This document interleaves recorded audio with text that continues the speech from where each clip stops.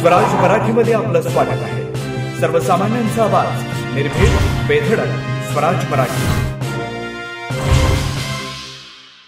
पाहूया स्वराज्य Marathi top 10 headlines. स्थानिक स्वराज्य संस्थांच्या निवडणुकीत राजकीय पक्षांकडून स्वबळाची चाचपणी। येत्या निवडणुकांमध्ये महायुती आणि महाविकास आघाडी टिकणार की तुटणार, सवाल उपस्थित। काँग्रेस असताना राज ठाकरेंच्या महाविकास आघाडी यातील एंट्रीबाबत शरद पवार भूमिका घेणार। मुंबईतील राष्ट्रवादी शरदचंद्र पवार पक्षाच्या बैठकीत मंथन।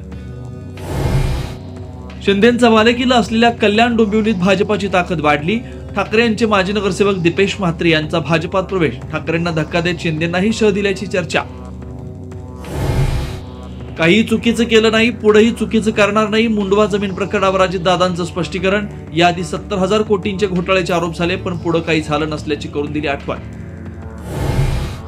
कोणत्याही नेत्याचा नातेवाईक असो अथवा कुणी कारवाई झालीच पाहिजे। पार्थ पवार जमीन घोटाळ्या प्रकरणी रोहित पवारांची भूमिका। सुप्रिया सुळेंनी भावनिक होऊन वक्तव्य केल्याची प्रतिक्रिया। जमीन घोटाळ्यातील शीतल तेजवानी अद्यापही फरार। तेजवानी देशाबाहेर गेली का? इमिग्रेशन विभागाकडून तपास।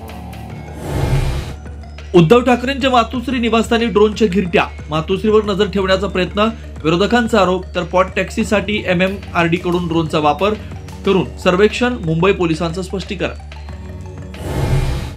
मुंबई महापालिका निवडणुकीच्या पार्श्वभूमीवर विलेपार्ले संघाची महत्त्वाची बैठक। मुंबईतील महत्त्वाचे भाजपा नेते राहणार उपस्थित।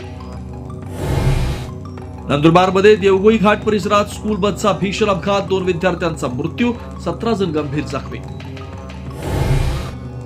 सांगलीतील तासगावमध्ये उपमुख्यमंत्री एकनाथ शिंदे यांच्या उपस्थितीत भव्य बैलगाड्या शर्यतींचा थरार। विजेत्यांना फॉर्च्युनर, थार आणि ट्रॅक्टर।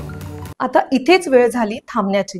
भेटू पुढील अपडेट सोबत। चॅनलला लाईक करा, शेअर करा आणि सबस्क्राईब करा।